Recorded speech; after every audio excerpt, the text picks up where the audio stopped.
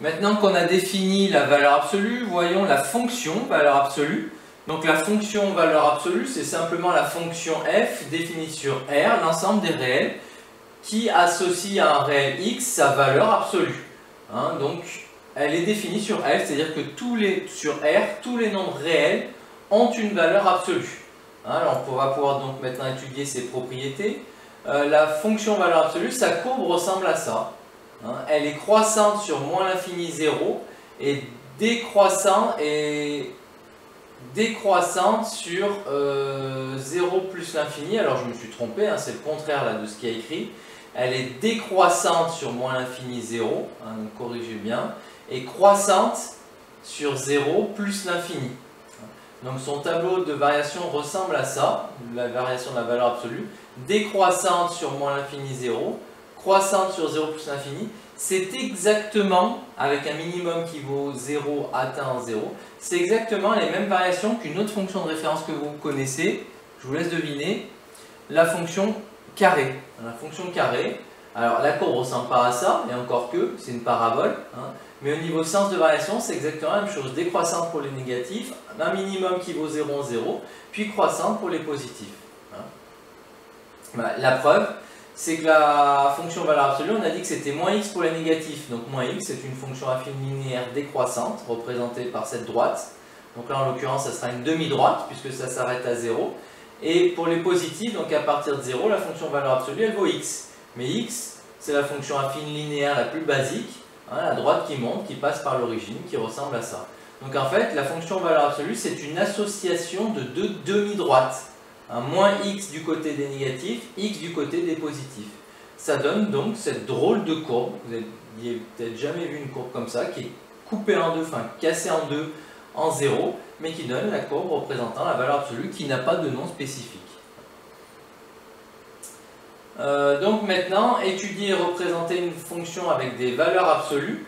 Pour écrire l'expression a de x, donc valeur absolue de a de x sans barre de valeur absolue, ce qu'il faut faire, c'est chercher le signe de a de x. Pourquoi? Parce que je sais que si a de x est positif, alors sa valeur absolue c'est elle-même. Donc je pourrais enlever les barres, pas de souci.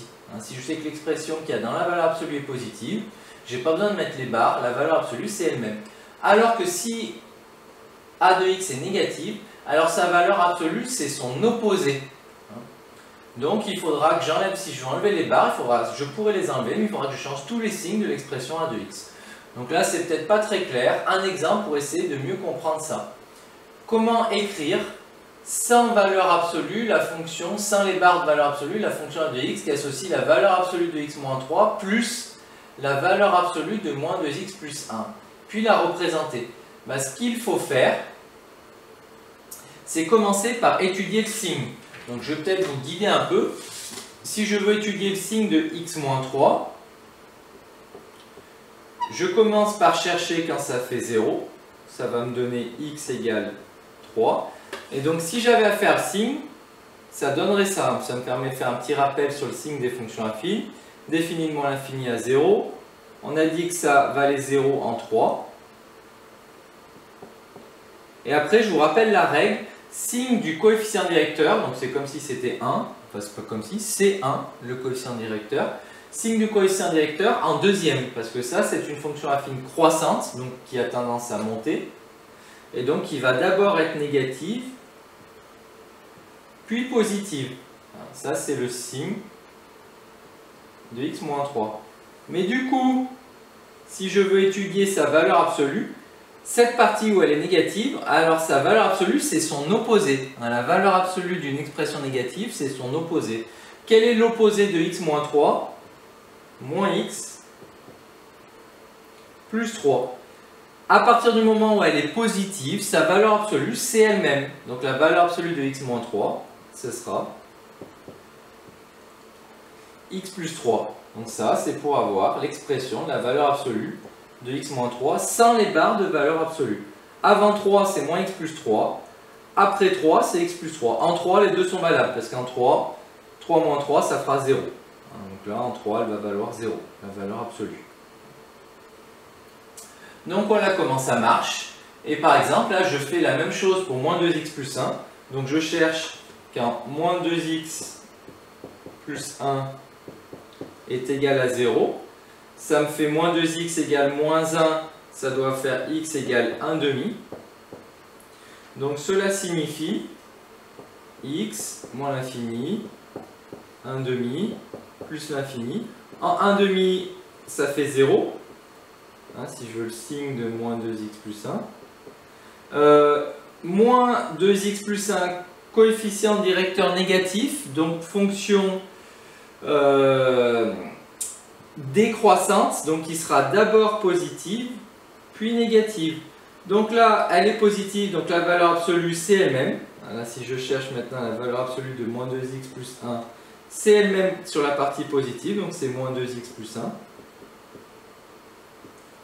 Par contre, pour la partie négative, c'est son opposé. L'opposé de moins 2x plus 1, c'est plus 2x moins 1. Voilà. Et maintenant, je vais regrouper les deux dans un tableau pour pouvoir faire la somme. Puisque du coup, donc on a dit qu'il se passait quelque chose en 1 demi et en 3.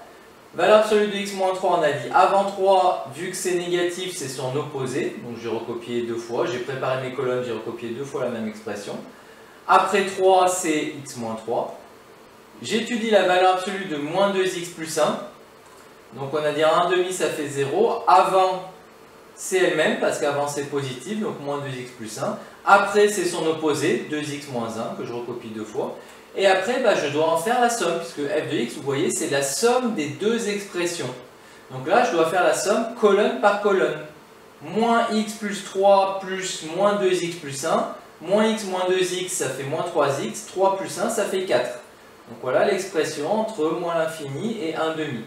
Entre 1 demi et 3, c'est moins x plus 3 plus 2x moins 1. Moins x plus 2x, ça fait x. 3 plus moins 1, ça fait 2. Donc au final, c'est égal à x plus 2. Et enfin, à partir de 3, x moins 3 plus 2x moins 1. X plus 2x, ça fait 3x. Moins 3 moins 1, ça fait moins 4. Donc au final, cette fonction-là a trois expressions distinctes suivant les valeurs de x. Entre moins l'infini et 1 demi, fonction moins 3x plus 4. Donc regardez, graphiquement, je trace la demi-droite, moins 3x plus 4. Entre 1 demi et 3, x plus 2. Donc entre 1 demi et 3, je dois tracer le segment qui représente la fonction x plus 2. Donc qui serait une fonction affine, donc c'est un bout de droite. Donc voilà pourquoi j'appelle ça un segment.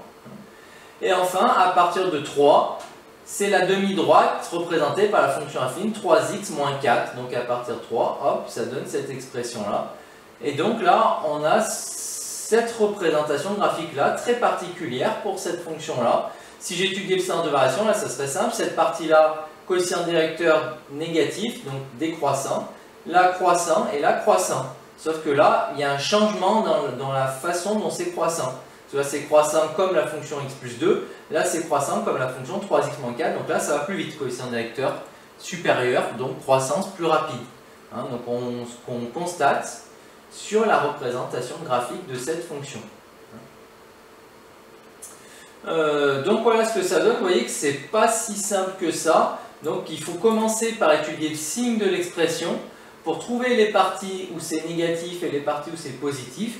Et une fois que j'ai ça, j'ai fait le plus dur, puisque une fois que je connais le signe, il me suffit de dire que sur la partie négative, l'expression c'est l'opposé. Sur la partie positive, l'expression de la fonction c'est elle-même.